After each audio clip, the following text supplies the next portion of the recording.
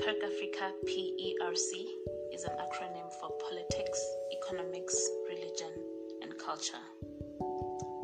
I'm hoping that through this platform, I'll get to engage in constructive conversations on said topics and their impact on African societies, conversations that I am desperate to hear anywhere else. These conversations will be held with leaders, key players, and regular people whose everyday lives are impacted. My approach will be different, way more different than you've probably heard anywhere else.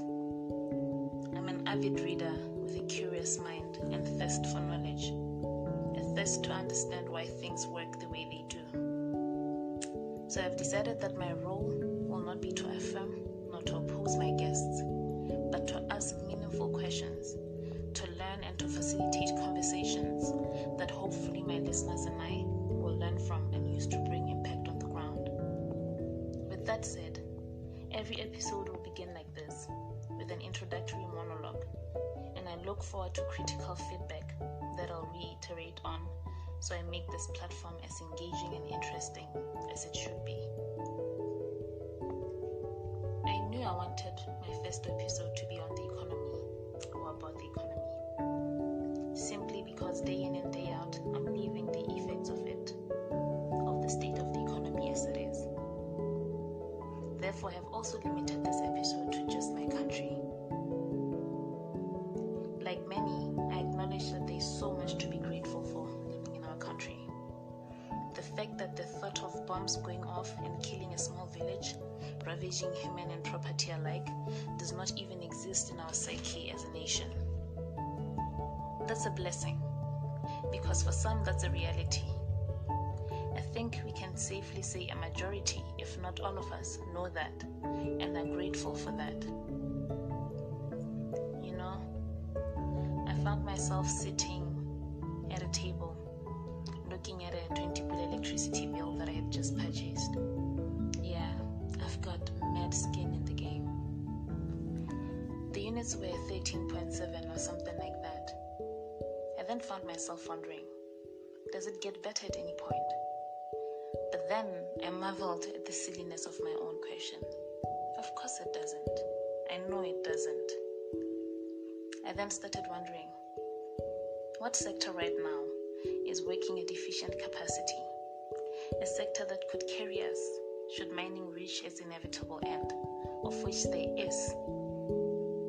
This is why there are things like mine planning for every mine that is in existence.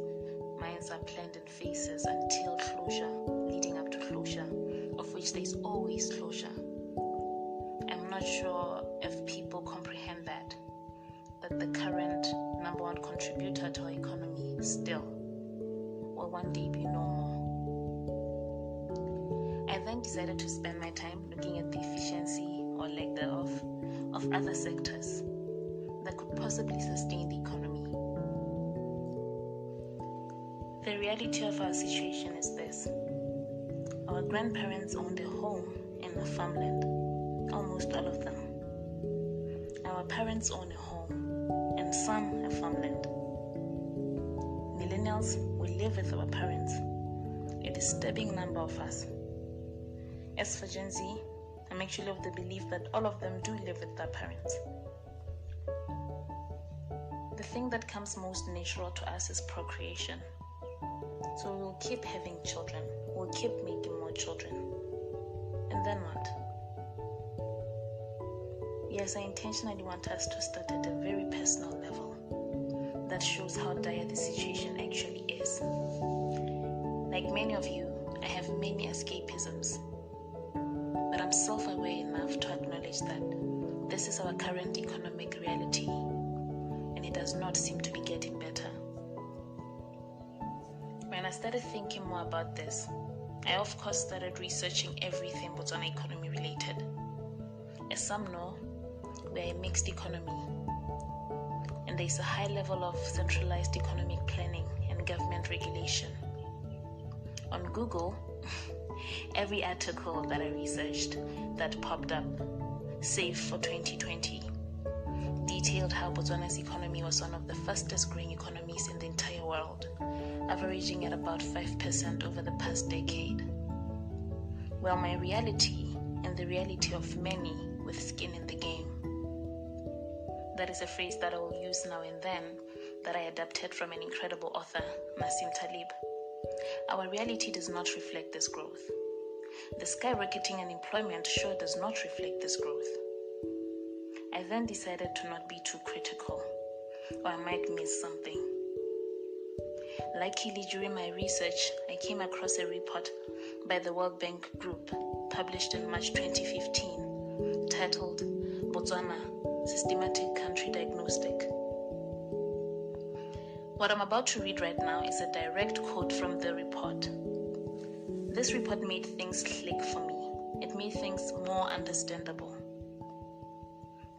I quote, Botswana has been one of the world's fastest growing economies over the past 50 years, allowing the country to move from being among the poorest to upper middle income status.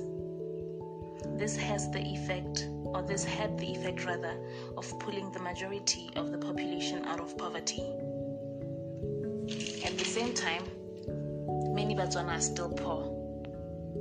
Inequality is among the highest in the world, and human development outcomes are far below the norms for an upper middle income country. Moreover, the country remains reliant on a diamonds and public sector driven model.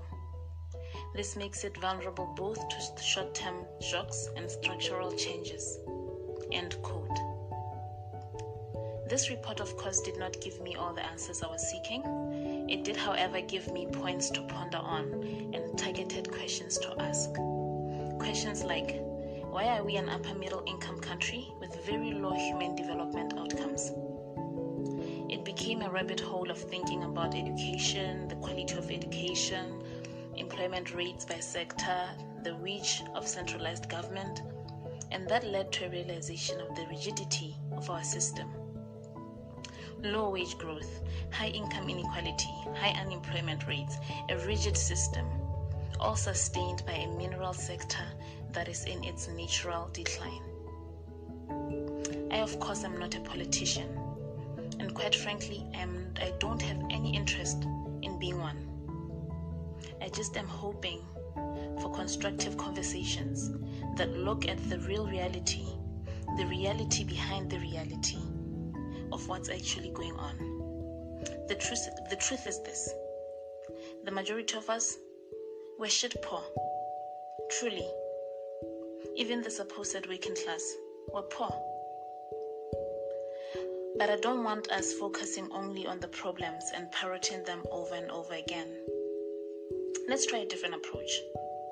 Let's have the same conversations, but only to decide what we can learn from one another and implement on the ground.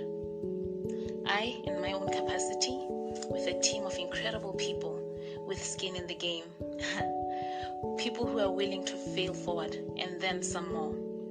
We have decided to register a CBO and are still in that process to see the effects of solving some of these imbalances at a community level and observing if that will cause a ripple effect, which we hope it will, which we truly think that it will.